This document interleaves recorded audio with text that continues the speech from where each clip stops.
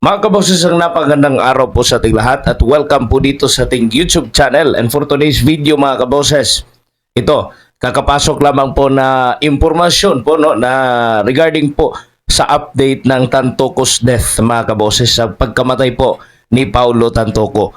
Sa episode po na ito mga kabos ay alamin po natin kung ano nga ba ang katotohanan mga kaboses, kasi lumabas na po ang final report mula po sa ito pong Los Angeles County's Department of Medical Examiner mga kaboses, at yung investigasyon po ng otoridad doon po sa Los Angeles mga kaboses.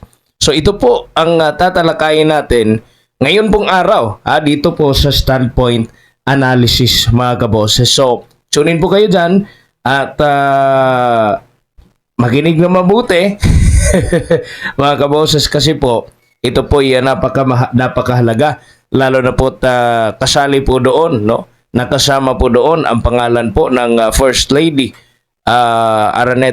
Liza Araneta Marcos, at pati na po no si si Dina Arroyo Tantoco, yung asawa po ni Paulo Tantoco mga kaboses, nakasalukuyan pong Deputy Social Secretary po sa ilalim po ng Office of the President. So, napakahalaga po dito kasi mga pangalan po no ng mga matataas na opisyal ng ating gobyerno. Kaya nga po nag-iingay tayo sa social media kung ano nga ba yung katotohanan. But ito na, no, lumabas na nga mga kaboses. Naglabas po ng official report ang Billionaire News Channel mga kaboses, tungkol po dito sa inilabas po nila na mula po sa dokumento po mula po sa County of Los Angeles Department of Medical Examiner po mga kaboses. Basahin po natin ito pong latest post ng Facebook page ng Billionaire News Channel mga kaboses. What stands here, Paulo Tantoco accidentally died due to cocaine effects while staying with his wife Dina Arroyo Tantoco at Beverly Hills Hotel, according to the official report of the Los Angeles County's Department of Medical Examiner. So yun na, cocaine effect. Again, yung ikinamatay, yan po yung unang report Meron po tayong vlog dyan. The report did not mention First Lady Liza Araneta Marcos, contrary to the online rumors and the fake police report that claimed she was with the Tantoco couple at the time of his death.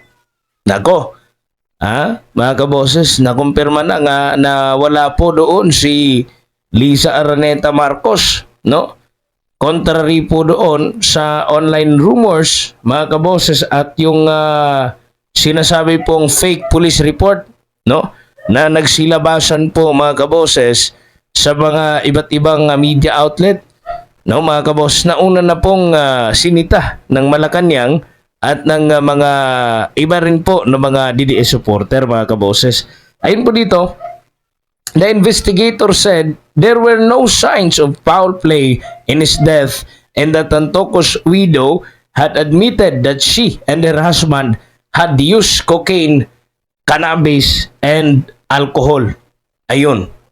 Mismo pong si Dina Arroyo ang nagsabi mga kaboses, asawa po ni Paulo Tantoco na si Dina Arroyo Tantoco, nakasalukuyang Deputy Social Secretary sa ilalim ng Office of the President mga kaboses. Mataas po yan na posisyon na Malacanang at direktang konektado sa tanggapan po ni First Lady Araneta Marcos, no mga kaboses. Ang katotohanan na yon, no, hindi po totoo. Nakasama raw po si First Lady Liza Araneta Marcos, kasi marami pong kumakalat na haka-haka online. Kaya po nanatiling haka-haka kasi po ang tagal pong nilabas ng katotohanan. So ngayon nandito na pong full report o initial report mula po sa otoridad ng Los Angeles mga kaboses. Di umano'y hindi po kasama si First Lady sa hotel nung namatay po si Paulo Tantoco. Yan po yung mga haka-haka noon na baka kasama si First Lady sa hotel nung namatay si Paulo Tantoco. Pero base sa official ho na ulat ng Department of Medical Examiner ng Los Angeles, no? Na tanging si Dina at Paulo lang ang nasa hotel room. Ha? Wala hong ibang kasama. Ito po. Pero, meron pa po tayong isang katanungan. Sige, pagpalagay natin, wala po doon si Liza Araneta Marcos, yung First Lady, mga kaboses. Ito po yung katanungan. Nananatili pa rin po. Hanggang ngayon, confirm po yun, mga kaboses, na inadmit po mismo ni Dina Arroyo, mga kaboses, na gumagamit sila, no? Mga kaboses, ito po yung iba pang impormasyon, mga kaboses, Ito. Ayon sa ulat, si Paulo at ang kanyang asawa na si Deputy Social Secretary Dina Arroyo Tantoco ay nasa Beverly Hills Hilton Hotel simula pa po Marso 3. Ayon po kay Dina, sila ay gumagamit ng cocaine, cannabis at alcohol sa mga araw na iyon. Noong Marso 8, mga kabos, alas 2 ng madaling araw, gumamit raw ho itong si Paulo ng cocaine at bandang alas 3 o alas 4 ng umaga, nag-cannabis pa raw bago makatulog. Ayon po ito sa report ng ng Billionaire News Channel, mga kaboses.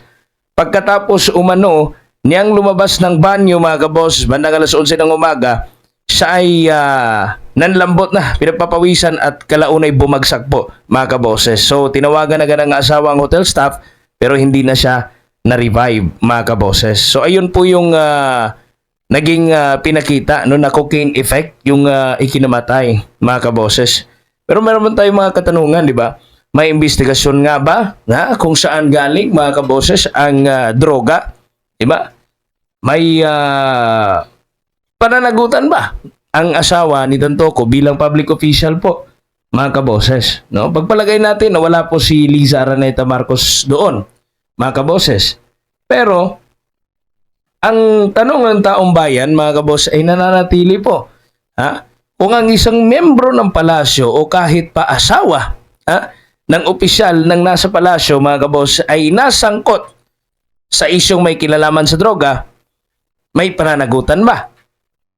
Ano kayang say ngayon ng Malacanang, mga kaboses, nang lumabas po ito at inadmit naman pala ni Dina Arroyo, no? May investigasyon ba na isinagawa mula sa gobyerno? Ito yung mga katanungan na hang pa rin tayo ngayon, May investigasyon ba na isasagawa ang gobyerno? Mananatili pa rin ba si Dina Arroyo sa kanyang posisyon, mga kaboses? At ang palasyo, mananahimik lamang ba o maglalabas po sila ng statement regarding po dito? Ano pong action nila? Diba? Kailangan po natin ngayon ang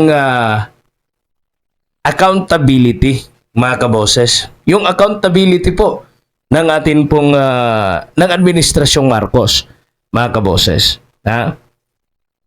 Yun po yung official at na official report ng LA Medical Examiner, mga kaboses. So, at least yung chismis ay nilinaw na hindi po kasali si Liza Marcos, ngunit hindi po yun sagot, mga kaboses, na ibig sabihin po matatapos na po ang isyong ito. Hindi po. Ipinakita na po, no, natin, mga kaboses, yung fact na mula po sa Billionaire News Channel, no, na kanila pong nakuha mga papeles, mga kaboses, no, galing po mismo yan doon sa LA, mga kaboses, sa Medical Examiner. So, kaya ng gobyerno, mga kaboses, no, na pagtakpan pa ito, na inamin na mismo pala ni Dina Arroyo, mga kaboses, na gumamit sila ng cocaine at marijuana, mga kaboses. Anong susunod na gagawin ng ating gobyerno? Pababayaan na lang ito? What if marami pa mga public official dyan na hindi natin alam, mga kaboses, na gumagamit? Siguro talagang mag-action na itong Administrasyong Marcos, mga kaboses. Huwag po nating hayaan, no, na yung mga public official natin ay involved pa sa illegal drugs. Imagine, mga kaboses, yung gobyerno na sana po ay gigirahin yung illegal na droga, andun pala mismo sa Malacanang. So, demand natin, no, ngayon ang accountability mula po sa Administrasyong Marcos. Siguro mas maganda kung ako kung ang pinakamaganda mga kaboses, kung sa tingin ko lang ito mga kaboses, magpa-drug test silang lahat mula po sa presidente down to mga barangay kapitan. Nako, siguro no, mas maganda siguro 'yan kasi anyway, yung mga yung mga barangay hawak na yan ng LGU, yung mga LGU gumagawa po ng ganyan ng mga surprise drug test. Pero yung palasyo, kailangan po siguro natin i-check, lalo na po yung mga gabinete. No? Dapat maalarma po dito yung atin pong gobyerno, mga kaboses, kasi yung involved po dito sa isyung ito, mga kaboses, hindi lang po ito tungkol sa Tantocos death, pagkamatay ni Paulo Tantoco, but yung involved is nasa gobyerno, mga kaboses. So, kailangan natin ng mas clear, mga kaboses, na action mula po sa government. Natapos na po. Wala na pong pwedeng sabihin na fake news o ano pa, mga kaboses. Yung haka-haka na-address na. Sige, pagpalagay natin na hindi kasali doon si First Lady Liza Araneta Marcos, mga kaboses. Pero anong gagawin ngayon ng government? No, na merong isang public official na involved sa ganyan, mga kaboses, di ba? Paano ngayon magtitiwala ang taong bayan sa administrasyong ito ng mga niluluklok pala dyan, lalo na po dyan sa Malacanang, sa palasyo, mga kaboses, yung mga tao pala dyan, ang pamilya pala dyan doon sa palasyo, mga kaboses, ay gumagamit ng illegal na gamot. Kayo, mga kaboses, ano yung reaksyon ninyo? Opinion, suggestion regarding po sa issue nating napag-usapan ngayong araw. God bless po sa inyong lahat, mga kaboses. At ingat po kayo palagi. Palagi po tayo maging updated dito po sa atin pong mga videos, mga kaboses. Please subscribe, like, and share po. And click the notification bell para notified po kayo sa lahat po natin ng mga episodes, mga kaboses, sa pag-uusapan po natin. Mga balita pong bibigyan po natin ng komentaryo, mga kaboses. Ako po si Kaboses Wins. Kayo pinakikinig at nanonood dito sa Standpoint Analysis, mga kaboses. God bless po sa inyong lahat and bye-bye.